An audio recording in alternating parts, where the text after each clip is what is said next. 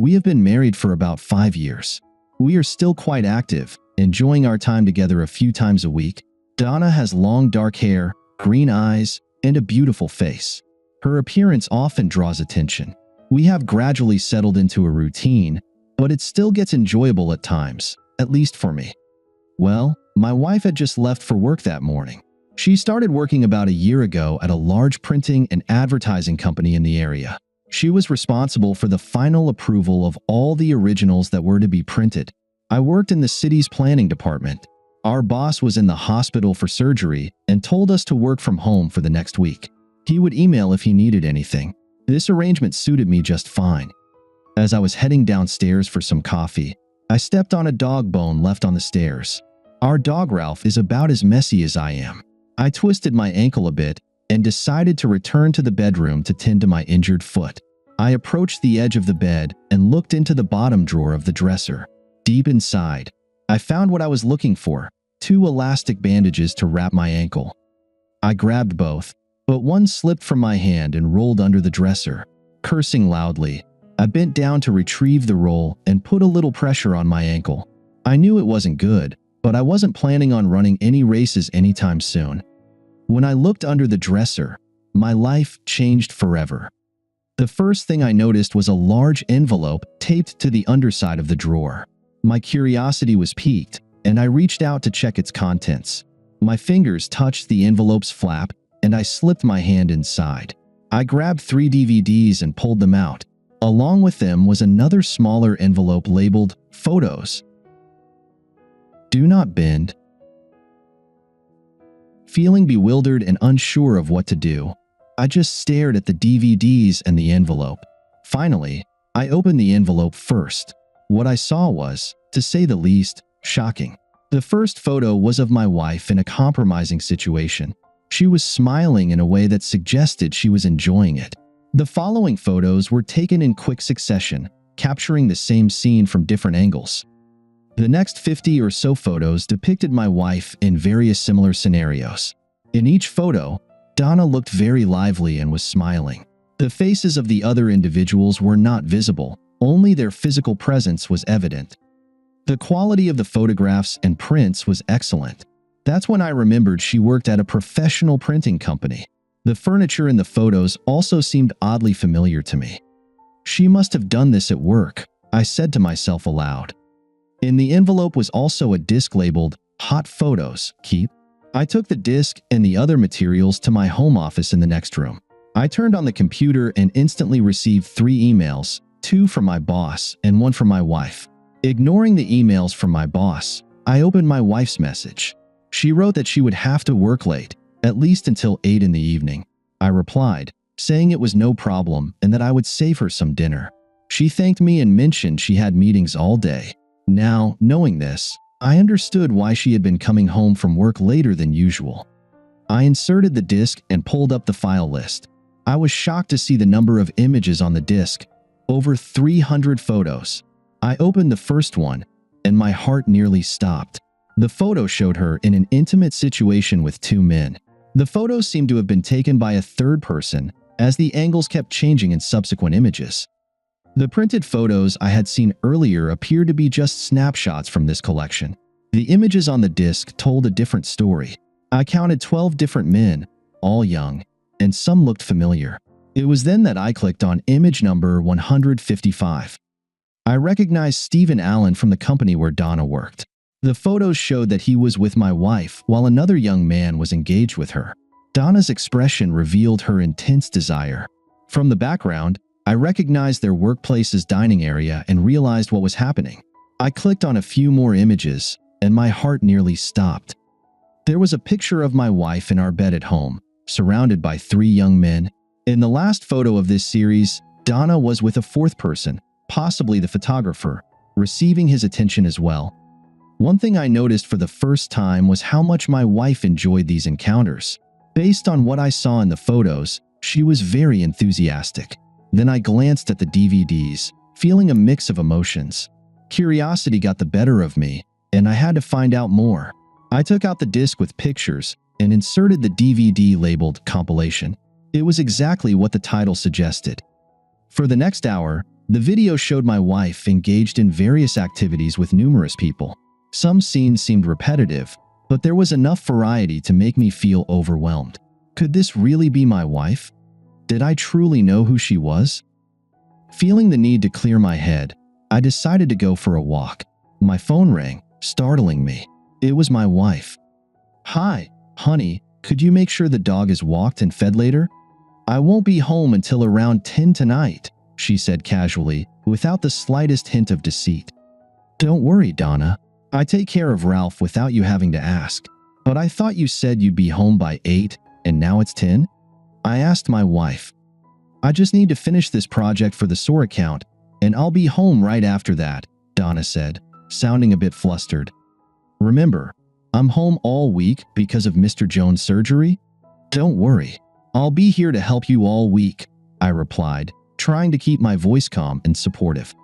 I hoped my voice didn't betray what I had just seen. I already had a plan, but I didn't want to give my wife any hint of it. "I just wanted to keep you informed and not leave you hanging," Donna admitted. "All right, no problem.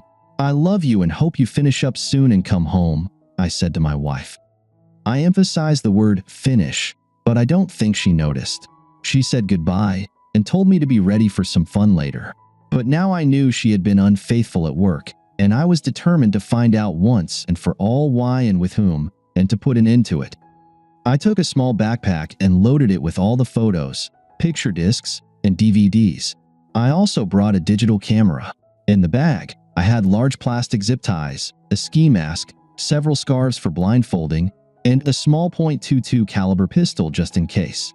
I don't believe in violence, but if my wife's lovers got out of control, it might be useful. The last thing I grabbed was an extra set of my wife's keys. The print shop was closed after hours, and I usually had to call her from the car to let me in. I once asked her about the doorbell, but she said it was broken. I remembered one time she made me wait for about 15 minutes, and she eventually came out all sweaty and with disheveled hair. She said she was moving boxes, but I suspected she was actually busy with her partners. My decision was made, and I left home around 5:30 p.m. I knew this would give Donna enough time to relax and forget about me. When I arrived, I parked across the street. Donna's car was in the lot, along with 3 other cars and a company truck. I was planning to go in after about 15 minutes when a large car pulled into the lot. It was Mr. Thomas, the owner of the business. I had met him a couple of times, and he was always kind to me. He was carrying a large bag for photo shoots and a small bag for supplies. He was talking on the phone and laughing at something the person on the other end said. "Donna is one of the best workers I've hired in a long time. She's hardworking and loves her job." Mr. Thomas continued his phone conversation with a laugh as he got out of his car. "Yes, and 6 cans of beer too." He added to the person on the other end and laughed loudly. "Remember, 3 rings, then 2 rings to enter. If you ring the doorbell wrong, you won't get in. See you soon, Bill," Mr. Thomas said as a parting instruction to the caller. Well, now I knew my wife had lied about the company's doorbell and was likely with someone else while I waited for her in the parking lot. My anger was nearing its boiling point, so I forced myself to stay calm. Whatever was happening with my wife had been going on for some time and wasn't a one-time thing. This fact made me sad but also helped me remain calm. I felt I needed to act rationally that evening. I waited for about 20 minutes when a van pulled into the lot. 2 older gentlemen got out, laughing. They walked to the door and rang the bell in the specific pattern Mr. Thomas had mentioned. A minute later, they were let in, and the door closed behind them. I knew it was time to act. I already had enough evidence of her infidelity, but I needed to see it through to the end. Grabbing my wife's spare keys, I approached the main door. I quietly inserted the key and turned it. The door opened without a sound. So far, so good. I paused to put on the ski mask and take out the pistol. Then I headed to the production area, where I thought they might be. Sure enough, as I approached the corner of the hallway, I heard a loud scream and realized it was my wife's voice. I turned the corner and truly opened my eyes for the first time. Donna was involved with multiple people in the room. Several cameras were set up to capture the scene. The room was filled with various items, including tripods, cameras, and other equipment for filming.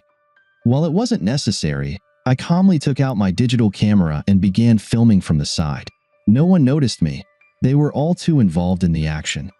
Tammy was moved from under my wife and positioned on all fours beside her. She was then asked to engage with two waiting men, Stephen and his friend Harry. One was in front, while the other was behind her. Mr. Thomas expertly managed the camera, capturing high-quality footage. I knew I would have recordings, flash drives, and everything else I wanted by the end of the evening, but I needed to think for a moment. I didn't have a clear plan, but I knew my identity had to remain hidden, no matter what. Disguising myself as a robber seemed the best solution. I waited until everyone, including Mr. Thomas, was preoccupied, then made my move. No one saw me approach because they were all too engrossed in their activities. My wife had just asked one of the men to switch positions. Bill obliged, moving in front of her. He finished and she caught most of it, smiling as always. I quietly approached the group and shouted in a deliberately low, unrecognizable voice, "Everyone freeze!" They all jumped in fear, and I fired a warning shot into the ceiling. That got their attention, and they froze. I pointed at each of the men, starting with Mr. Thomas. I threw large plastic zip ties at them and gestured to my wrist as an example. Mr. Thomas was the quickest to understand. He grabbed the ties and told everyone to put them on. In the far corner of the room, there were exposed pipes running between floors. I directed everyone there. Once all 5 men were in the corner with their hands tied, I secured them tightly, using more ties to bind them together. It was almost comical to see 5 naked men bound together. Finally, I attached the last tie to the pipes. The plastic ties were strong, and they would sooner cut their hands than break free. Now I had to deal with my wife and her colleague. My wife's eyes were wide with fear, and Tammy was equally scared. I looked around. All the men could see us but couldn't intervene. I felt a surge of power. I motioned for Tammy to sit next to my wife. She seemed confused, so I leaned in and whispered in her ear, making sure my wife couldn't hear my voice. "Get beside her in the same position. I need to tie your hands," I quietly told Tammy. Now my attention turned to Mr. Thomas. I went to where he had left his clothes and took the keys and wallet from his pants. I grabbed a piece of paper and wrote a note to show Mr. Thomas. "Give me the password to your computer, right now." The note read. Mr. Thomas looked confused and said quietly, "It's CUMSHOTNA, all in uppercase." I wrote on the paper, "Say it louder." "CUMSHOTDNA is the password to my computer," Mr. Thomas shouted. I just smiled as Donna heard what his personal password was. She looked a bit shocked by this, but not by the fact that she had just been with 6 people. By my standards, she had reached a new level of shamelessness. After ensuring that everyone was secure and unable to free themselves, I went to Mr. Thomas's office and began looking around. I found a stash of explicit photos. Some featured my wife, but there were also other women Mr. Thomas had been with. I took all the photos and found another drawer filled with DVDs and digital tapes. I took everything and put it into my duffel bag. Then I sat down at his computer and pressed enter. His computer was already on, but in hibernation mode. I entered the password with my wife's name and woke it up. Nearby was a stack of blank CDs, so I inserted one into the computer. Then I clicked on Documents and Photos. What a treasure trove of obscenities. I recognized my wife, Tammy, and what seemed to be personal photos of who must have been Mrs. Thomas. She looked somewhat attractive, but her expression suggested she was quite the shrew, which made her pictures less appealing. Well, that was my impression from the photos, but I could be wrong. The company's financial reports were very interesting. One set of books was written in green ink and the other in black. The black ink books were straightforward and didn't show anything unusual. The second set, written in green ink, was very creative, with all sorts of entries labeled as cash or personal account. These accounts weren't in the electronic files, and I could tell that Mr. Thomas was cooking the books, as the saying goes. I copied all the files, both large and small, while searching his office. There was a locked drawer, and I used a letter opener from his desk to open it. Inside were bundles of cash totaling about $100,000. I thought it felt like Christmas. This jerk had been with my wife and even invited his friends to join in. I realized I would enjoy spending Mr. Thomas's money. I finished with his office and decided to check on my captives. My duffel bag was now much heavier than when I entered. I looked around the room. Tammy and Donna were still tied to the bed. The other guys were still bound, though they looked like they had been trying to free themselves. Some of them were rubbing their wrists. I knew they would need a sharp saw or knife to cut through the plastic, so they weren't going anywhere. I went to my wife's office and tried to start her computer, but it was already on. I clicked through all the documents, photos, notebooks, and emails. I copied everything and added the disks to my increasingly heavy duffel bag. This took about half an hour. Then I thought about the advantages of making everything look like a robbery. Mr. Thomas wouldn't tell the cops the full story about losing $100,000 that he shouldn't have had in the first place. Finally, I gathered everything I found and prepared to leave. When I returned to the room, all the men started to stir. I think they had been trying to escape, but all they did was rub their wrists raw. I smiled, realizing they wouldn't get free until tomorrow. I had a funny thought that soon they would all need to use the bathroom and end up urinating on each other. This made me smile even more. These people disgusted me, and my wife was the worst of them all. She did it because she wanted to, not because of blackmail or any other reason. Simply put, she was a total disgrace. Before leaving, I searched through all their pants and took all the keys, wallets, and purses. If it was supposed to look like a robbery, I had to play my part. Waving one last time, I prepared to leave. I grabbed Mr. Thomas's duffel bag, his expensive digital camera, and all the video cameras in the room. Without another word, I left and headed straight home. I ordered a pizza and complained that my order was an hour late. The manager said they had no record of an order to my address, but the last manager who had just left must have made a mistake. He apologized and told me the pizza would be on its way soon. I told him I would tip generously if it arrived within half an hour. The manager assured me he would do his best. Half an hour later, my pizza was at the door.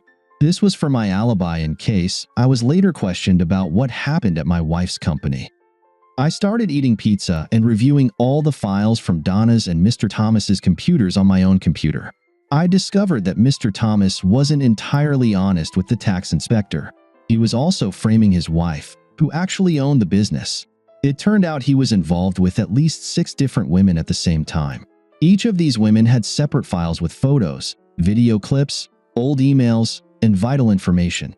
I formulated a plan and grinned wickedly, almost like the Grinch. I decided to send the complete files to all the women involved, including my wife and his wife. That way, when the photos arrived at my home, it would be a complete surprise. I made copies of all the materials I had found under my wife's dresser and put them back exactly as I had found them. As I started rummaging through the duffel bag, I had almost forgotten about the money. It would be a good starting point after I left my wife for good. I made copies of everything I needed and hid the bag in the trunk of my car under an old blanket. All the materials from my wife's and Mr. Thomas's computers were also safely hidden. I finished the pizza and contemplated the future. I knew my wife would never be satisfied with me if she had such an addiction to sex. Her lifestyle and mine would never have aligned. I grabbed a beer and reviewed my computer files one last time. Then, I took my laptop and headed to a local internet cafe. I opened a new email account with fake information and phone numbers. Then I sent the files from Mr. Thomas, both the financial and explicit ones, to everyone on the list. He would be in serious trouble soon. Then I prepared to complete the rest of my plan. When I got home around 9 in the evening, I made sure to create the impression that I had been home all evening.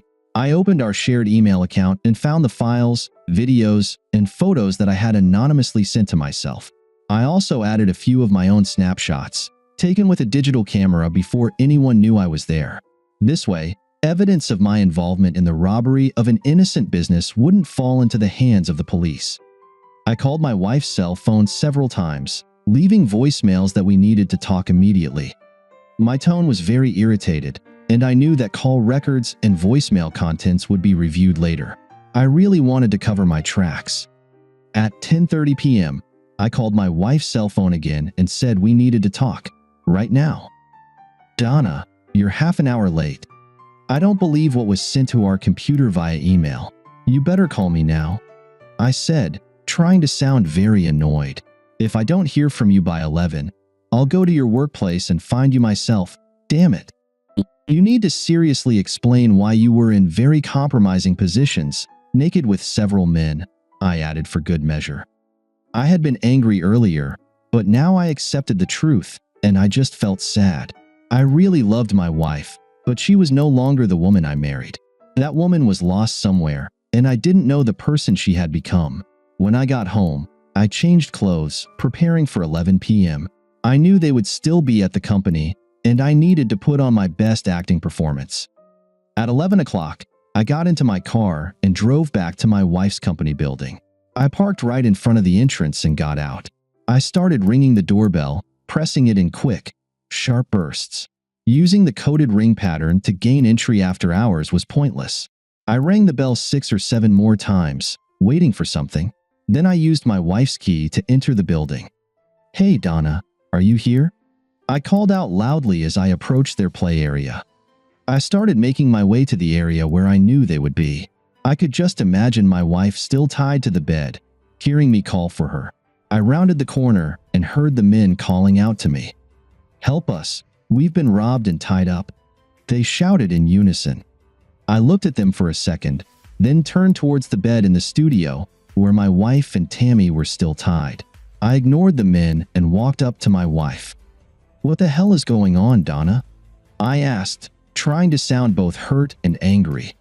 "Well, I'm waiting for an explanation," I shouted at Donna. "An unknown man broke in and attacked us. He tied up the men and assaulted Tammy and me. He robbed the entire place." My wife began to explain.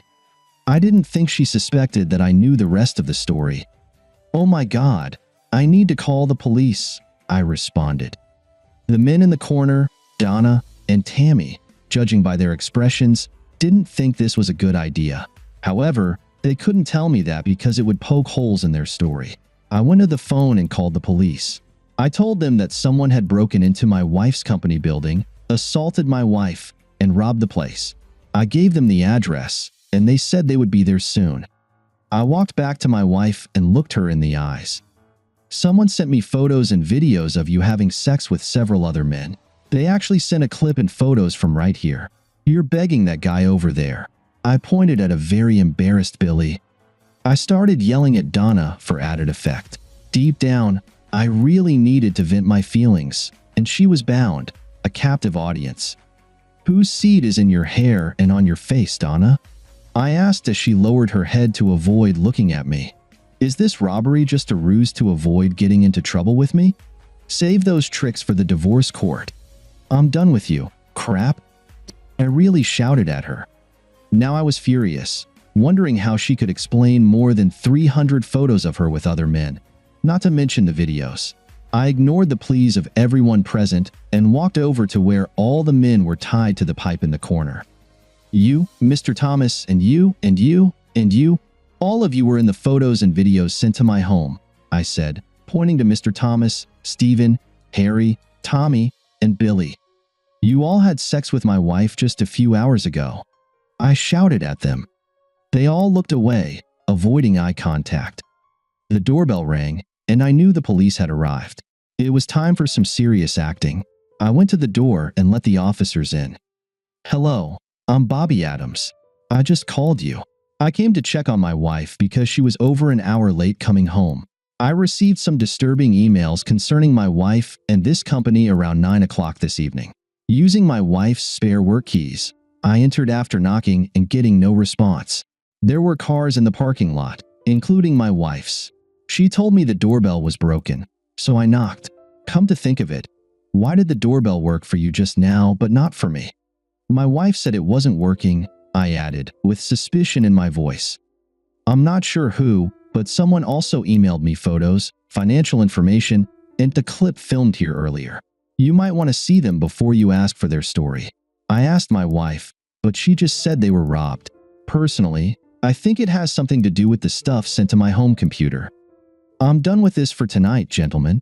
You can come to my house, and I'll give you everything that was sent to me this evening. I'm feeling very sad right now, and I don't want anything more to do with my wife or these jerks tonight," I said, pointing to Mr. Thomas, who was rubbing his wrists after just being freed. I'll give you my address, and you can take my statement and get the photos of Mr. Thomas's activities, or, more accurately, his group activities. I added a touch of sadness to my voice for emphasis. Okay, Mr. Adams, we'll send a detective to your home shortly. Is there anything else you'd like to add before you leave? The officer asked. Tell Mrs. Adams to book a hotel room for tonight. She is no longer welcome in my home, I declared firmly to the officer. I heard my wife crying, but I didn't care. I would have cared before, but not now. I felt genuinely sad now that it was all over. The fact that my wife had been unfaithful for 5 years made her worthless in my life. Trust was always important to me, and now it was gone. When I turned around, my wife was looking directly at me, but she had nothing to say. I didn't want to hear anything anyway. I left Mr. Thomas's building, feeling very satisfied with my performance. The police detective arrived about half an hour after I got home. He took copies of all the files sent to me and left after I gave him a detailed statement. He said the department would be in touch. The detective hinted that the only things stolen were some filming equipment. He said the thief could have taken more valuable items but chose electronics. They didn't think the thief knew what was on the tapes. It seemed the real story wouldn't be told, but I had the necessary evidence, so I didn't care what they said afterward. Donna never showed up or called that evening. I called my boss the next day and told him part of the story, explaining that I needed to take my vacation time. He understood and wished me all the best. The next call I made was to Donna. When her phone rang, she quickly answered, seeing my caller ID.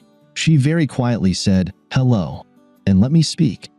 "Donna, before I leave for a much-needed vacation, could you tell me why you did this to me?" I asked her directly. I was. Donna's soft voice trailed off. "Do me a favor and never bother me again. Goodbye," I added as my final word. I packed my things and prepared to spend some of Mr. Thomas's money. If he took my wife, then damn it, he should pay. I wondered where my passport had gone.